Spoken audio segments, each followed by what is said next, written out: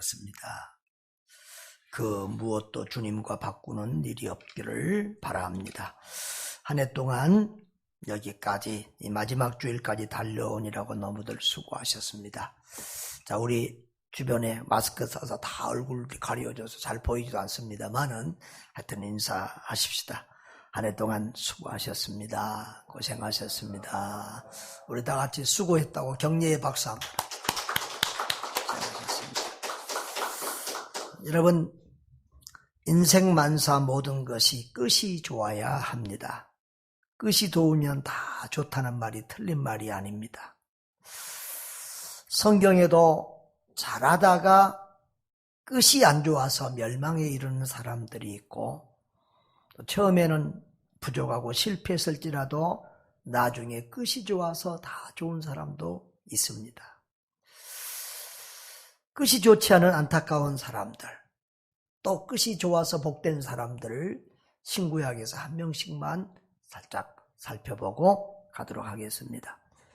구약에서 아까운 사람 중에 하나는 이스라엘의 첫왕 사울입니다. 사울은 영광스러운 이스라엘의 초대 왕이었습니다.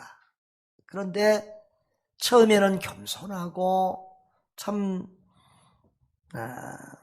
사랑받는 왕이었는데 나중에는 교만하고 불순종하여 하나님께도 버림받고 백성에게도 버림을 당합니다.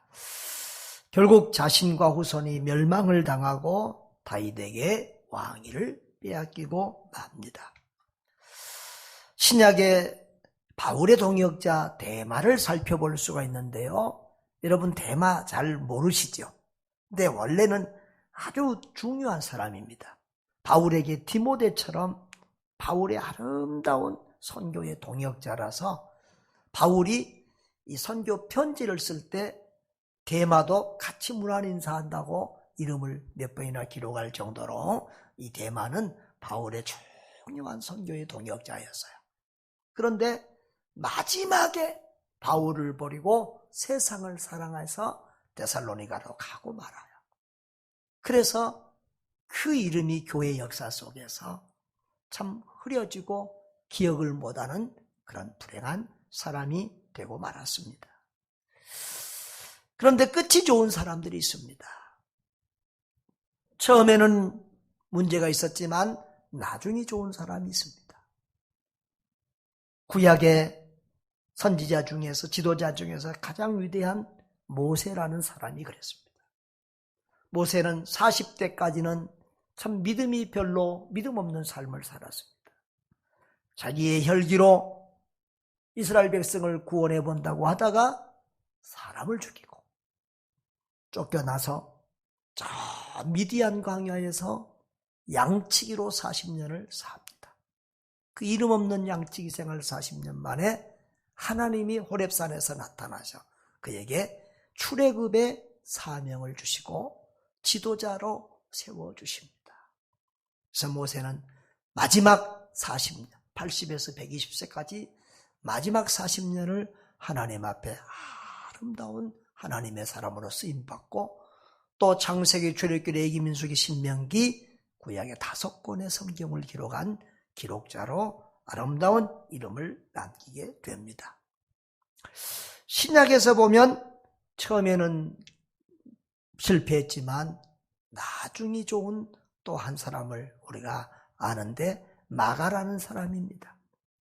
마가는 그 마가의 다락방의 초대 예루살렘 교회가 시작이 된 마가 다락방 그 집 아들입니다. 부잣집 아들이.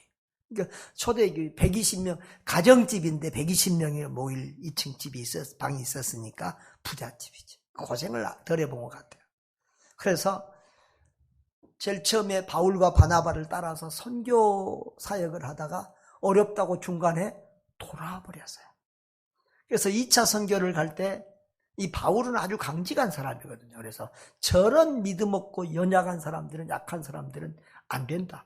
그리고 절대 데리고 가서는 안 된다고 그렇게 강조하고 그래도 바나바는 또 자기 족하고 또 바나바는 또 온유한 사람이니까 한 번 더 이렇게 또 데리고 가서 세워줍시다. 이래 하다가 둘이 서로 의견이 끝까지 안 맞아가지고 나중에는 바울과 바나바가 두 팀으로 갈라져서 가게 되는 이런 분란을 일으킨 인물입니다.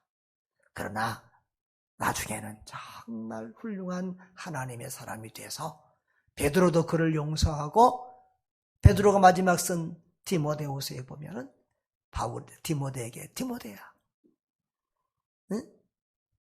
마가를 내게로 내게 마가를 데려오라. 그가 나에게 꼭 필요한 사람이다.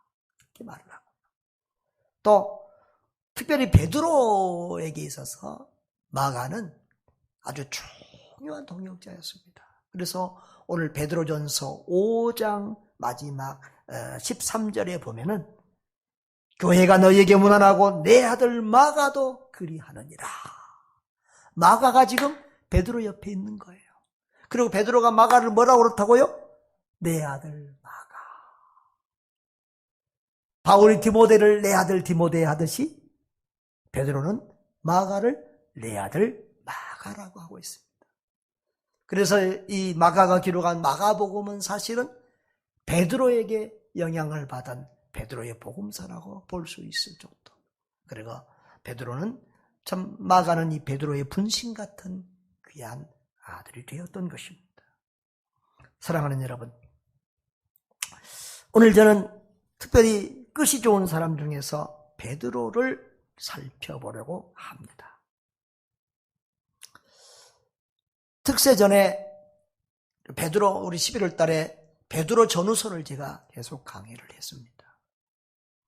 베드로 전후서를 다시 보면서 참 베드로에 대해서 굉장히 더 많이 알고 베드로를 더 새롭게 존경하게 된 것 같아요. 그러니까 베드로 전후서는요, 우리가 그 문장이, 헬라어 문장이 가장 수려합니다. 우리가 보통 베드로 하면은 아이고 무시간 갈릴리 어부, 그리고 아이고 막 성질이 막 불같은 사람, 실수 많은 사람, 이런 사람 정도를 아는데 베드로가 그렇지 않습니다. 사도행전 2장에서도 보면 베드로의 설교를 듣고 다 놀라잖아요. 그런데 이 베드로전서 문장이, 헬라어 문장이 얼마나 가장 뛰어납니다. 그리고 베드로는 영감 있는 사람이고요, 믿음 있는 사람이고요, 베드로는 정말 훌륭한 자질이 있는 사람인 것을 볼 수 있습니다. 이 베드로후서는 베드로가 죽기 전에 남긴 마지막 서신으로 베드로의 유언서와 같은 서신입니다. 역사가들에 의하면 베드로 사도는 68년에 로마에서 순교했다고 보여집니다. 그리고 바울은 1년 전인 67년에 순교했다고 이렇게 알려져 있습니다. 베드로는 자기가 죽기 직전에 죽음을 예견하면서 이 베드로 전후서를 기록을 하고 있습니다.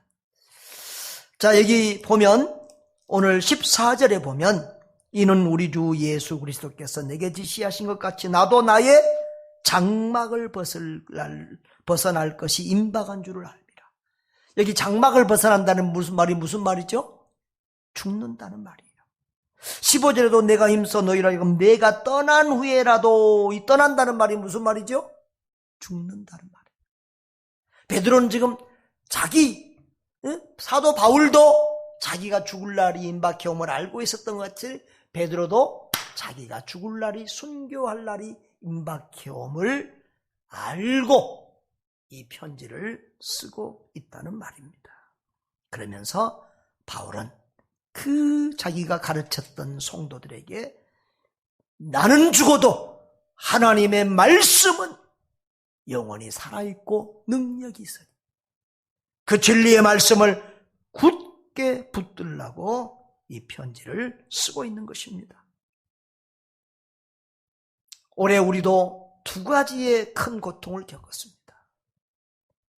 코로나로 인하여 예배를 잘 드릴 수 없는 이 고통을 겪고 있고, 또 신천지 이단으로부터도 많은 고통을 겪었습니다. 초대교회가 그랬습니다. 초대교회는 이 안팎으로 두 가지 고통을 겪었는데요, 밖으로부터 외부의 심한 박해를 받았어요. 그래서 지금 그 네로 황제의 박해로 말미암아 많은 성도들이 죽어가는 그런 상황이고요. 그리고 내부에는 많은 이단들이 득실거리는, 지금보다 이단을 잡기가 더 어렵습니다. 지금은 우리가 성경이 딱 있고 신학이 어느 정도 이렇게 정리가 됐기 때문에 쉬운데, 그 당시에는 이 성경이 다 기록되지 않은 상황이었기 때문에 이 사람 저 사람이 와서 이상한 복음을 전하고 이 가짜 사이비들이 교회 안에 많았기 때문에 정말 안팎으로 힘든 상황이었습니다. 이럴 때 베드로는 무엇보다도 진리의 말씀에 굳게 설 것을 성도들에게 말하면서 이 진리의 말씀을 강조하고, 내가 죽은 후에라도 이 말씀이 너희들에게 생각나서 너희가 이 고난과 박해와 이단의 모든 괴계를 이기고 최후 승리를 하기를 믿는다. 그러면서 이 다음에도 보면은 자기가 예수님을 저 변화산에서 예수님이 변하는 신비한 장면을 베드로가 봤잖아요. 하도 좋아갖고 베드로가 주여 여기다가 초막셋을 짓고, 하나는 베드로, 하나는 모세, 하나는 엘리야에게 주고 여기 삽시다, 그러실 정도로 굉장한 그런 신비한 장면을 경험했는데도 바울은 그런 경험보다 더 중요한 것이 너희에게 있으니 바로 하나님의 말씀이다, 이렇게 말씀을 강조하고 있는 모습을 볼 수가 있습니다. 아무튼 베드로는 자기가 죽은 후에도 성도들이 그 자기가 전한 말씀을 굳게 붙들고 승리하도록 마지막까지 최선을 다하는 아름다운 모습을 보이고 있습니다. 오늘 저는 여러분에게 베드로가 어떤 사람인가 우리가 알고 있지만 한 번 더 살펴보면서 베드로가 마지막을 어떻게 장식했는지 한번 같이 살펴보려고 합니다. 여러분, 우리는 대부분 베드로 하면 예수님의 수제자, 대표 제자 이렇게 알고 있죠. 그러면 왜 우리가 예수님의 대표 제자라고 이렇게 말하는가? 여러 가지가 있습니다. 가장 먼저 부르심을 받았고요. 그리고 제자들 중에서 나이가 가장 많은 사람이었습니다. 다른 제자들은 거의 결혼을 안 한 것 같은데 베드로는 확실히 결혼을 했어요. 그래서 베드로의 장모의 열병을 예수님이 고쳐준 기록도 나오고, 고린도전서 9장 5절에서 보면 바울이 베드로는 아내와 함께 선교 활동을 하고 있다고 기록을 하고 있습니다. 그러니까 부부로서 선교 활동을 다닌 베드로의 모습을 우리가 살펴볼 수 있어요.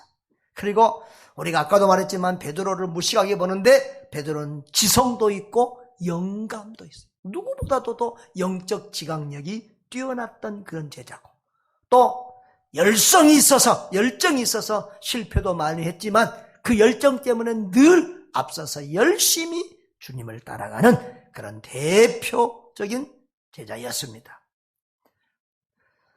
성경이 제자들의 명단을 열거할 때도 베드로는 항상 그 이름이 맨 앞에로, 항상 한 번도 어김없이 모든 제자들의 이름이 여러 명 기록될 때, 3명 기록되던지 베드로는 항상 맨 앞에 그 이름이 나옵니다.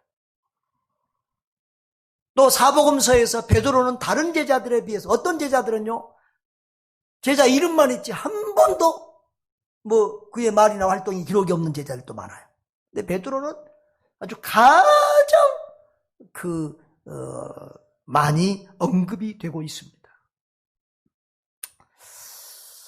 마태복음 17장에 보면은 성전세를 받는 사람들이 예수님에게 세금 받으러 왔을 때 베드로에게 그 스승 세금 내놔라 그럽니다. 그러니까 베드로가 아주 제자들의 대표라는 것을 여러 가지 알 수 있습니다. 또 대제사장 가야바의 집에 이 예수님이 재판을 받을 때 베드로가 들어갔잖아요. 그때 그 집의 하인들도 베드로를 보고, 요한에게는 그런 말 안 하면서 베드로에게는 보고 당신도 저 사람의 저 예수당이다 이렇게 다들 알아보고 말하고 있는 것도 볼 수가 있습니다. 여러분, 베드로는 또 가이사랴 빌립보에서 마지막에 예수님이 너희는 나를 누구라 하느냐라고 할 때 뭐라고 대답했어요? 주는 그리스도시요 살아계신 하나님의 아들입니다 라고 고백을 해가지고 예수님에게 칭찬을 받았지요. 마태복음 16장 18절에 보면 너는 베드로라 내가 이 반석 위에 내 교회를 세우리니 음부의 권세가 이기지 못하리라. 이 말씀 때문에 가톨릭과 우리 개신교회의 신학이 달라지는데요. 이 가톨릭 교회는 이 반석을 누구라고 해석하느냐 그러면 베드로라고 해석하는 거예요. 베드로, 페트로스라는 뜻이 이 반석이라는 의미가 있기는 해요. 그래서 베드로 위에 교회를, 신약의 교회를 세웠다 그래서 이 사람들은 교회 역사가 이제 이 교회가 이렇게 박해가 끝나고 자유롭게 예배를 드릴 수 있을 때가 313년 이후이거든요. 그 이전에는 교회가 얼마나 몇백 년 동안 큰 박해를 받았는지 공동묘지 그 땅 밑을 파고 들어가서 이 카타콤이라고 하는 곳에서 예배를 드렸어요. 한 200년 가까이. 그러니까 그 무덤에서 태어나서 하나님 섬기며 예배하고 살다가 그 땅속에서 죽어서 그 땅속에 묻히는 것이 그 당시에 우리 기독교인들이었어요. 그렇게 믿음을 지켰어요. 근데 300년 이후에 313년 밀라노 칙년 이후에 이제 교회가 자유화됐는데 그때 이 초대 쭉 이전의 교회의 제일 지도자들을 딱 체크해가지고 베드로를 일대 사도라고 이렇게 가톨릭에서는 그렇게 일대 교황이라고 해가지고 지금 이제 교황 몇 대 이렇게 나오는 거예요. 근데 우리는 반석을 뭐라고 해석을 하죠? 바로 베드로의 신앙 고백, 믿음으로 보는 거예요. 그래서 교회는 믿음 위에 교회를 세운다. 하나님의 말씀, 신앙 위에 교회를 세운다. 우리는 그렇게 하는 것이죠. 아무튼 이렇게 하나님이 베드로의 권위를 세워주었습니다. 그런데 베드로는 큰 실패를 합니다. 많은 실패를 하지만 특별히 두 가지의 큰 실패를 찾아보면 마태복음 16장에서 그렇게 칭찬을 받았다가 이제 그때 예수님이 내가 예루살렘에 올라가서 고난을 받고 십자가에 못 박혀 죽고 그 다음에 3일 만에 살아나리라. 그때부터 예수님이 이제 그런 고난받을 것을 말씀하니까 베드로가 주여 안 됩니다 막 말립니다. 그랬다가 예수님에게 사단아 내 뒤로 물러가라 라고 하는 심한 책망을 받습니다. 그리고요 가야바의 뜰, 바로 예수님이 이제 겟세마네 동산에서 잡혀가서 이제 십자가 지시기 전에 제사장 가야바의 집에서 신문을 받습니다. 예수님은 추위에 신문을 받으면서 조롱받고 고통받는 그때에 베드로는 거기 들어가서 하인들과 불을 쬐고 있습니다.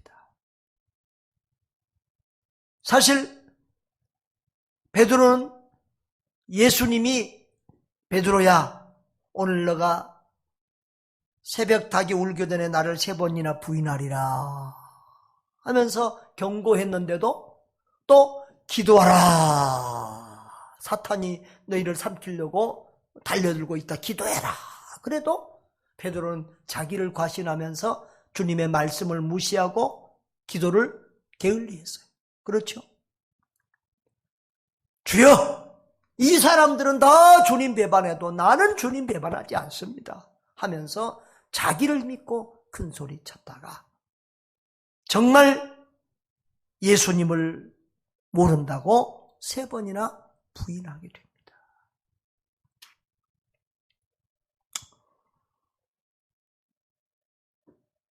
마지막에는 저주하면서 부인했다. 그런데 우리가 베드로가 예수님을 저주했다 이렇게 보면 안 됩니다.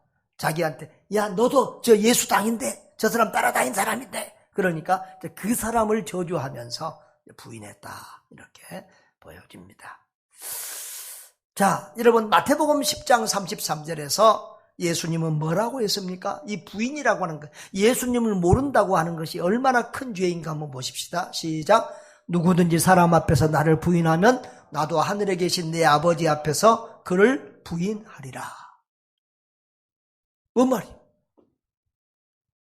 그러면 사람들 앞에서 예수님을 모른다고 부인한 베드로는 하나님 앞에서 예수님이 부인하면 그는 뭐예요? 구원받아요? 못 받아요? 못 받아요. 이 말씀대로 하면, 법대로 하면 베드로는 구원받는다? 못 받는다? 못 받아요. 그럼 베드로가 구원받는 것은 알고 보면 하나님의 은혜로 구원받는 줄 믿습니다. 여러분, 우리는 모두 은혜로 구원받는 줄 믿습니다. 법 따지고 원칙 따지면 우리는 다 구원 못 받습니다. 여러분, 이 코로나 상황에서도 정말 우리는 하나님의 은혜가 필요합니다. 코로나에 걸린 사람과 안 걸린 우리는 백지 한 장 차이입니다. 코로나에 걸린 교회들과 또 안 걸린 교회들 다 백지 한 장 차이입니다. 50보 100보입니다. 여러분, 하나님의 은혜와 긍휼이 있어야 됩니다. 우리 찬양처럼 은혜 아니면 살아갈 수가 없네요. 정말 은혜 아니면 살 수 없는 우리들인 것을 알고 늘 하나님의 은혜를 구하는 저와 여러분 되시기를 바랍니다. 베드로는 그러나 실패의 자리에 계속 머물지 않았습니다. 회복되었습니다. 베드로가 회복되기에는 되는 데는 예수님의 기도가 먼저 있었습니다.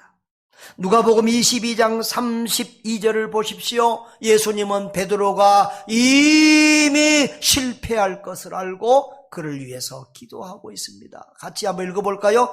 그러나 내가 너를 위하여 내 믿음이 떨어지지 않기를 기도하였노니 너는 돌이킨 후에 내 형제를 굳게 하라 그랬습니다. 여러분, 주님은 지금도 하나님 보좌 우편에서 우리를 위하여 기도하고 계십니다.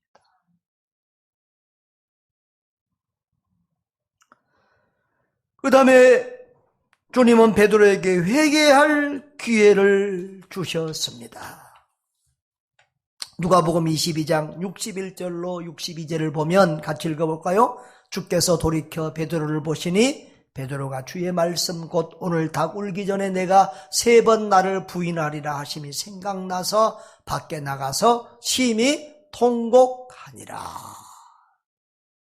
여러분, 베드로는 네가 닭 울기 전에 나를 3번 부인하리라 하는 그 말씀을 가볍게 얘기했는데 정말 주님의 말씀대로 예수님을 3번 부인하게 됩니다.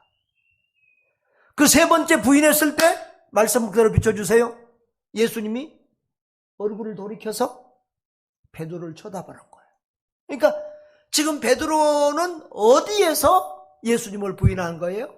예수님이 보고 계시는 데에서, 예수님이 듣고 계시는 데에서 예수님 모른다고 3번이나 부인한 거예요. 베드로는 그 마지막 닭이 울 때 그 예수님의 말씀이 생각나서 밖에 나가서 통곡하면서 울었어요.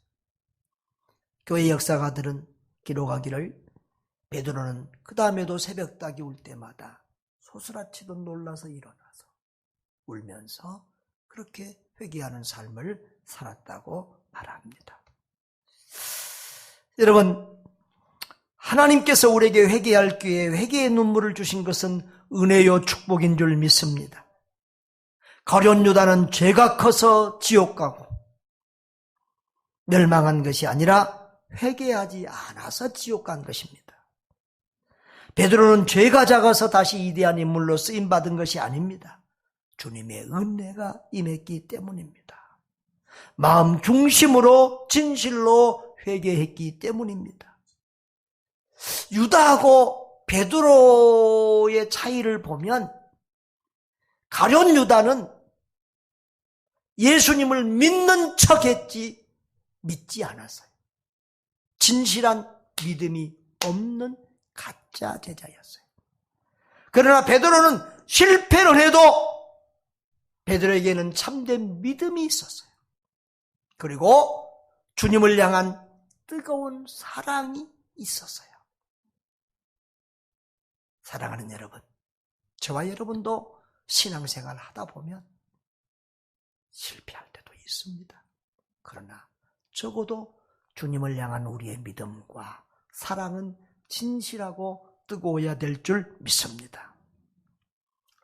주님은 베드로에게 다시 사명을 주시고 베드로를 세워주십니다. 예수님은 부활 후에 갈릴리 호숫가로 제자들을 만나러 가셨습니다. 그리고 여러 제자들 앞에서 베드로를 다시 세워주셨어요. 사실 베드로는 그동안 믿음 좋은 척 했는데 완전히 지금 창피당한 거 아니겠어요? 남들 앞에 설 수 없는 부끄러운 사람이 된 거 아니겠어요? 그런데 예수님은 베드로에게 내가 나를 사랑하느냐 3번이나 물었어요. 왜 3번을 물었을까요? 3번을 부인한 베드로에게 3번 다시 신앙 고백을 할 수 있도록 기회를 주신 것이죠. 베드로는 뭐라고 고백을 합니까? 주여, 내가 주를 사랑하는 줄 주께서 아시나이다. 그렇게 3번을 고백합니다. 그런데 예수님께서 내 양을 먹이라 그렇게 3번 말씀하심으로써 베드로를 용서하시고 그의 명예와 사도직을 회복시켜 주십니다. 이제 그 이후에 사도행전에 나타난 베드로의 모습은 완전히 달라집니다. 성령 충만한 사람이 되고 수제자로서의 위상을 회복하고 리더십을 발휘합니다. 그리고 성자처럼 훌륭한 인격자가 됩니다. 1장에 보면 가룟 유다 대신 마띠아를 12제자 속에 포함시키는 것을 회의를 주도하는 사람이 베드로고, 2장에 성령 강림 사건이 있을 때에 많은 모여든 사람들에게 설교를 해서 그 설교와 큰 능력이 있어서 그날에 3,000명이나 회개하고 세례를 받는 놀라운 기적의 역사를 일으키게 됩니다. 이후로 베드로의 설교나 기도에는 강력한 능력이 나타나고 기적이 나타나고 명실상부한 예루살렘 교회의 대표자로 사역을 하게 됩니다. 그런데 이제 베드로의 결말과 순교를 보겠습니다. 여러분, 이 예루살렘 교회가 큰 박해가 시작됩니다. 초대교회는 크게 2가지의 박해를 받았는데, 첫째는 유대인의 박해입니다. 예수님도 바리새인과 그 사두개인 대제장들의 박해를 받고 십자가에 못 박혀 돌아가시잖아요. 물론 주님은 죽기 위해서 오신 분이긴 하지만 그들의 박해를 받았습니다. 그런데 이 초대교회도 계속해서 이 유대인들의 박해를 받았는데요. 사도행전 12장에 보면 헤롯 아그리파 1세가 교회 지도자 중에 한 사람인 야고보를 죽입니다. 근데 정치인들은 늘 뭐에 민감합니까? 백성의 국민의 소리에 늘 민감합니다. 그런데 그 유대인들이, 종교 지도자들이 교회를 박해하고 야고보를 죽인 것을 좋아하니까 이제는 교회의 수장인 베드로까지 잡아들여서 6월절 잔치 때에 이제 베드로를 죽여서 백성의 인기를 얻고자 합니다. 이제 내일이면 베드로가 죽을 판에 그날 밤에 교회에는 간절히 베드로를 위해서 기도합니다. 기적이 일어났습니다. 하늘의 천사가 그 감옥에 왔고 베드로의 손에 풀려져 발에 묶여져 있던 모든 쇠고랑이 스스로 다 풀어졌고 천사가 누워있는 베드로를 툭툭 쳐가지고 일어나라, 따라와라. 그러니까 딱 베드로가 가는데 감옥 문이 척척척척 열리는 거예요. 저 깊은 첫 번째, 두 번째 가동문이 다 열리고 길거리까지 천사가 딱 안내해주고 가는 거예요.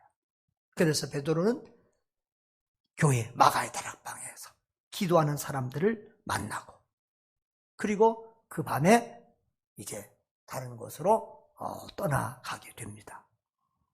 이제 그 다음부터 이 사도행전, 그러니까 1장에서 11장까지는 놀라운 베드로 역사들이 기록이 되어 있는데, 그 이후로부터는 이제 예루살렘 교회의 지도를 예수님의 동생 야고보서를 기록한 야고보가 예루살렘 교회의 지도자 역할을 하고 베드로는 이제 선교 사역을 하게 되어집니다. 여러분, 이 베드로의 역할과 이상을 우리가 간과하면 안 됩니다. 요즘은 우리가 바울을 베드로보다 더 크게 생각하는 경향이 있습니다만은 사실 그 베드로의 그런 사역이 없었으면 유대인 선교도 이방인 선교도 불가했을 정도입니다.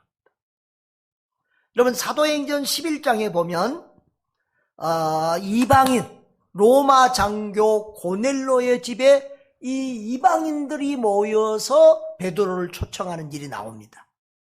그때 베드로가 그곳에 가서 설교하고 기도할 때 유대인들에게 임했던 성령의 임하심이 그 자리로 나타나고 이방인들도 방언을 하고 이런 역사가 나타났어요. 그래서 베드로가 깜짝 놀랐어요.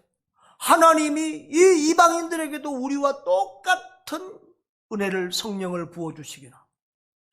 그래서 내가 이들에게 세례를 주는 것을 내가 왜 주저하겠느냐. 그리고는 이방인들에게 최초로 세례를 줍니다. 그런데 이방인들에게 세례를 준 이 사건은 이 예루살렘 교회에서 보면 굉장히 충격적인 사건입니다. 더구나 베드로 유대인이 이방인들하고 같이 몇 달 동안 같이 살면서 이방인들이 먹는, 유대인이 먹여서는 안 될 그런 음식을 먹고 교제하고 세례까지 주고 왔다? 이거 완전히 예루살렘 교회가 뒤집혔습니다. 그때 베드로가 상황 설명을 다 하고 이렇게 말하죠. 사도행전 11장 10절에서 그런즉 하나님이 우리가 주 예수 그리스도를 믿을 때에 한 주신 것과 같은 선물을 그들에게도 주셨으니 내가 누구이기에 하나님을 능히 막겠느냐라고 하면서 이 이방인에게 성령이 임하고 이방인들에게 세례를 주고 이방인들도 우리와 같이 예수를 믿음으로 구원받을 수 있다고 하는 이 이방인 선교의 문을 베드로가 열게 됩니다. 하나님이 베드로의 권위를 이용한 거죠. 다른 사람이 그 일을 했으면 이건 안 되는 거예요. 베드로의 말이니까, 베드로가 한 일이니까 그게 통과가 된 겁니다. 아멘? 예. 베드로의 권위가 말로 다 할 수 없이 그때 큰 데죠. 그리고 사도행전 15장에 보면은 또 한 가지 사건이 나옵니다. 바울과 바나바가 선교지에 가서 선교하면서 할례받을 이방인들에게 할례받을 필요 없다. 네? 그러면서 이방인들에게 세례 주고 또 이방인들에게 유대인들의 그 율법 먹을 음식 못 먹을 그런 거 안 지켜도 된다.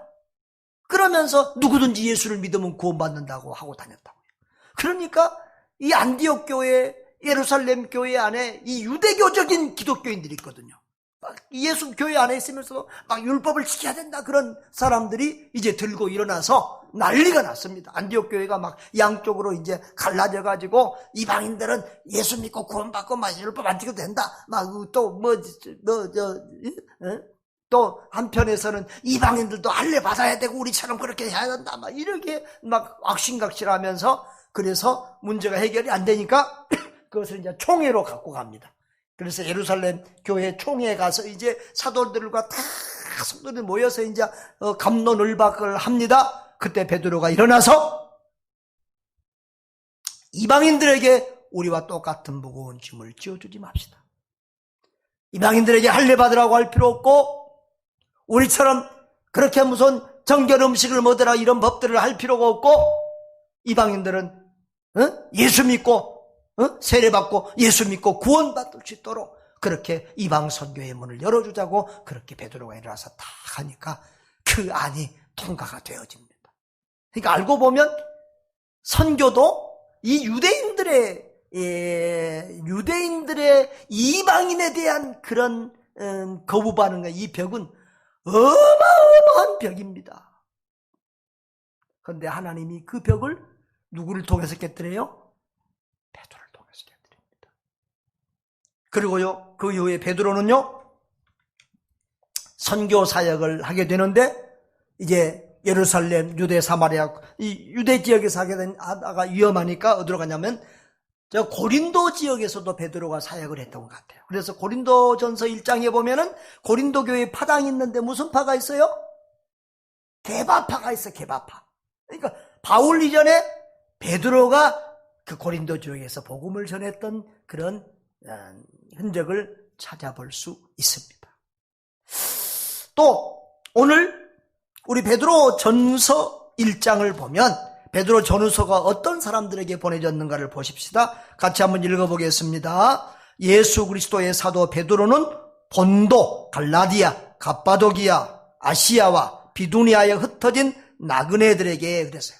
여러분, 흩어진 나그네는 디아스포라, 이 유대인 디아스포라들을 말합니다. 그러니까 바울이 이런 흩어진 유대인 디아스포라를 중심으로 선교 사역을 했다는 거예요. 바울도 어디 가면은 먼저 유대인의 회당에 가서 이렇게 디아스포라를 중심으로 사역을 하면서 확장해 갔잖아요. 이방인 사역을. 베드로도 그랬던 거예요.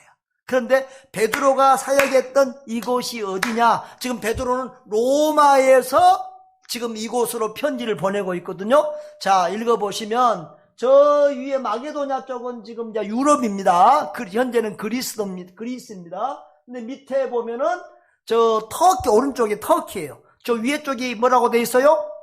본도. 보았어요? 응? 그 다음에 가운데가 뭐예요? 갑바도기아. 갑바도기아는 지금도 아주 유명한, 터키에 가면 유명한 관광지입니다. 갑바도기아. 거기 가면 지금도 그 옛날 그 동굴 예배당들 그림이 지금도 있습니다. 그 다음에 아시아. 이런 데가 다, 이 터키 이런 지역이 다 뭐예요? 베드로의 선교지였다. 바울만 거기 선교한 게 아니라 베드로의 선교지였다는 거예요. 아멘. 그 교인들에게 지금 거기도 옛날에는 다 로마 땅이니까 이 네로 황제의 박해가 무섭게 계속되어서 더해져가는 이런 상황에서 지금 그 박해를 성도들이 이길 수 있도록 하나님의 말씀 붙들고 믿음으로 인내하여 최후 승리를 거둘 것을 베드로가 간곡하게 이렇게 부탁하고 명령하고 있는 것이 베드로 전후서의 말씀인 것입니다. 여러분, 그리고 이제 베드로가 로마에서 사역을 하다가 순교를 하게 되는데요.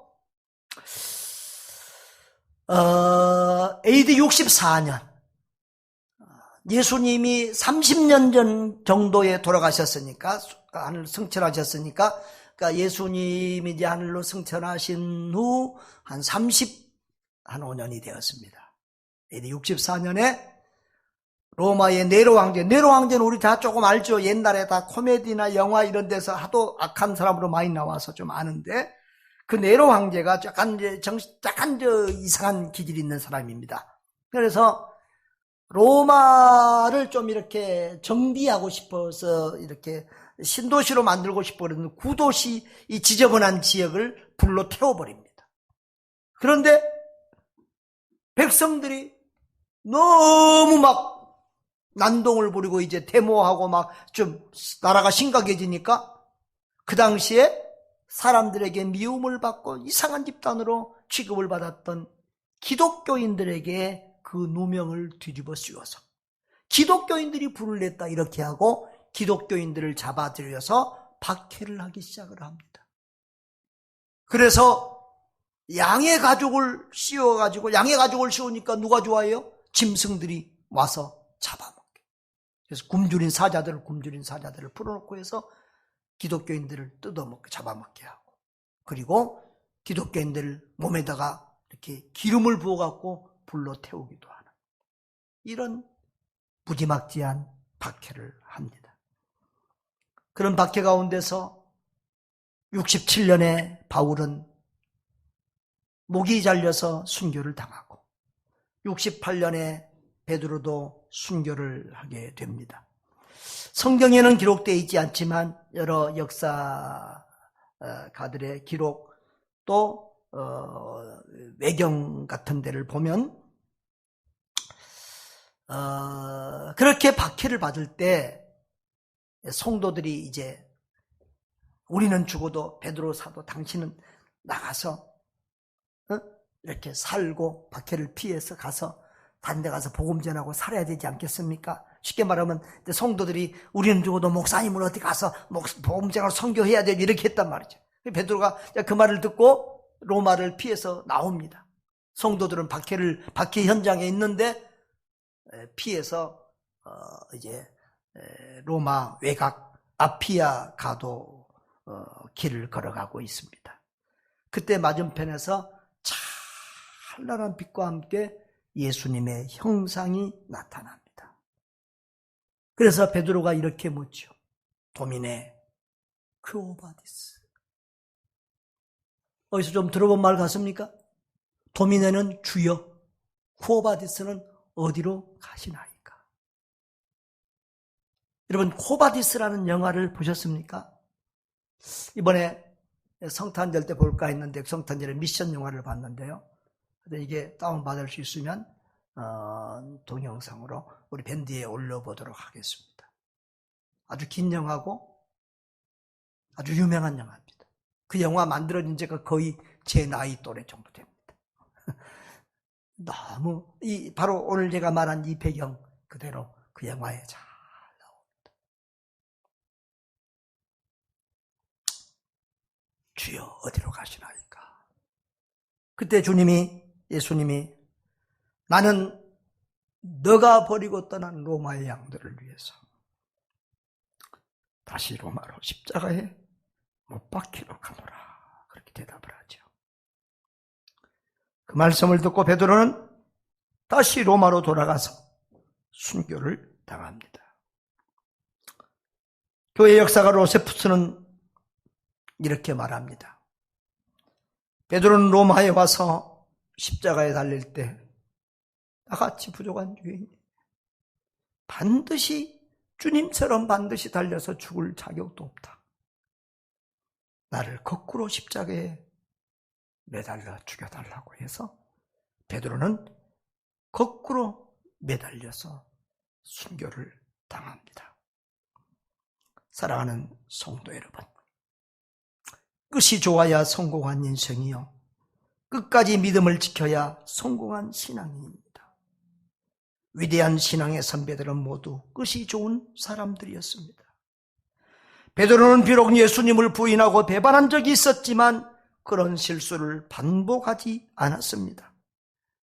회개하고 돌이켜서 초대교회와 세계 선교 운동을 굳건히 한 커다란 거목이 되었습니다. 베드로는 주의 말씀을 가볍게 여기고 기도를 게을리하다가 사탄의 밥이 된 경험이 있었습니다. 그래서 그는 진리의 말씀을 그렇게도 강조하며 가르쳤고 또 기도를 강조하는 사람이 되었습니다. 성령 충만하여 예루살렘 내서 땅끝까지 예수 그리스도를 전하는 충성된 증인이 되었습니다. 우리는 하나님의 뜻을 다 모릅니다. 하나님이 왜 사도행전 12장에서는 성도들의 기도를 들어주어서 기적같이 천사를 보내서 베드로를 감옥에서 구출해 주시고 살려주셨는데 왜 네로의 박해 때는 베드로가 순교의 제물이 되게 하셨는지 우리는 하나님의 뜻을 다 알 수 없습니다. 그러나 베드로는 어떤 경우에도, 여러분 신약의 성도들 보십시오. 베드로 전후서를 보십시오. 한 번도 그 상황에 대해서 불평한 적이 없습니다. 믿음을 지키고 인내하며 최선을 다하는 아름다운 모습을 보게 됩니다. 그렇습니다. 믿음에는 인내가 중요합니다. 인내하는 믿음이 진짜 믿음이고 끝이 좋은 믿음이 진짜 믿음입니다. 계시록 14장 12절에 성도들의 인내가 여기 있나니 그들은 하나님의 계명과 예수에 대한 믿음을 지키는 자니라. 뭐예요? 예수에 대한 믿음을 지키는 자가 진정한 그리스도인이라는 것입니다. 여러분, 우리는 일생에서 처음으로 이 한국 교회가 이렇게 예배드리기 어려운 이런 고난의 상황을 겪고 있습니다. 그러나 초대교회의 성도들은 이보다 10배나 100배나 더한 고난을 당하였고, 그것도 수백 년이나 그런 고난을 당하였고, 여러분, 네로 황제의 박해로 로마의 박해가 끝나지 않았습니다. 네로 일대에 이어서 10번이나 이런 로마의 대박해가 있었습니다. 오죽했으면 그들이 지하 땅굴 속으로 들어가서 그 땅 속에다가 하나의 도시를 지어서 그 땅 속에서 먹고 태어나고 먹고 자고 살다가 땅 속에서 죽는 이런 세대가 200년 가까이 흘러가겠습니까? 사랑하는 여러분, 지금도 세계 각처에서는 이 그리스도를 믿는다는 것 때문에 얼마나 많은 사람들이 박해를 받고 죽고 합니까? 우리가 사는 이 땅에 저 북한 땅만 해도 예수를 믿는 것 때문에 밝혀지기만 하면은 많은 사람들이 끌려가고 죽임을 당하고 합니다. 온 세계 각처에서 지금도 이슬람권이나 저런 데서 교회에다 불 질리고 테러하는 일들이, 죽이는 일들이 비일비재합니다. 그러나 언제든지 참 믿음의 사람들은 끝까지 믿음을 지키고 인내하였습니다. 올해 우리는 믿음과 인내가 매우 중요한 시간을 보내고 있습니다. 어떤 성도들은 몇 달째 안 보입니다. 그들이 다시 믿음을 회복하고 나올 수 있을는지 안타까운 마음으로 기도합니다. 그러나 올해는 다른 때와 같아서 상황이 다르고 환경이 다르기 때문에 교회에 나오라고 강요할 수도 없는 그런 상황입니다. 여러분도 관심과 기도를 부탁드립니다. 여러분, 믿음의 경주에서 최후 승리를 못하면 그처럼 억울한 일이 어디에 있겠습니까?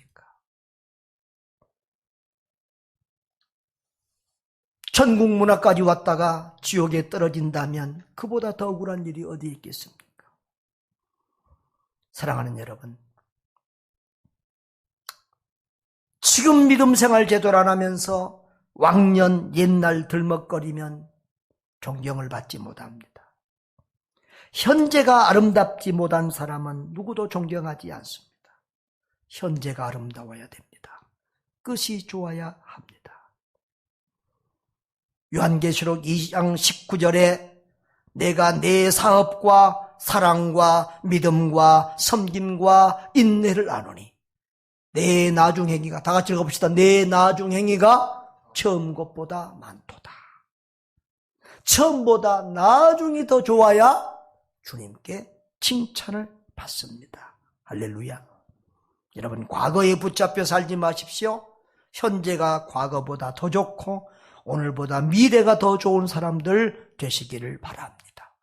베드로처럼 갈수록 믿음과 헌신과 인격이 더 좋아져서 교회에 덕이 되고 하나님께 영광이 되는 사람들 되시기 바랍니다. 인생은 끝이 좋아야 됩니다. 믿음도 끝이 좋아야 합니다. 우리는 결코 길지 않은 나그네 인생을 살고 있습니다. 히브리서 9장 27절에 한 번 죽는 것은 사람에게 정하신 것이요 그 후에는 심판이 있다고 했습니다. 아무도 자기의 종말은 모릅니다. 젊다고 나중에 가는 것 아닙니다. 가는 것은 순서가 없습니다. 인생 마지막 끝에 주님 앞에 서는 날에 잘하였다 착하고 충성된 종아 내 주인의 즐거움에 참여할지어다. 이런 주님의 축복의 음성을 듣는 저와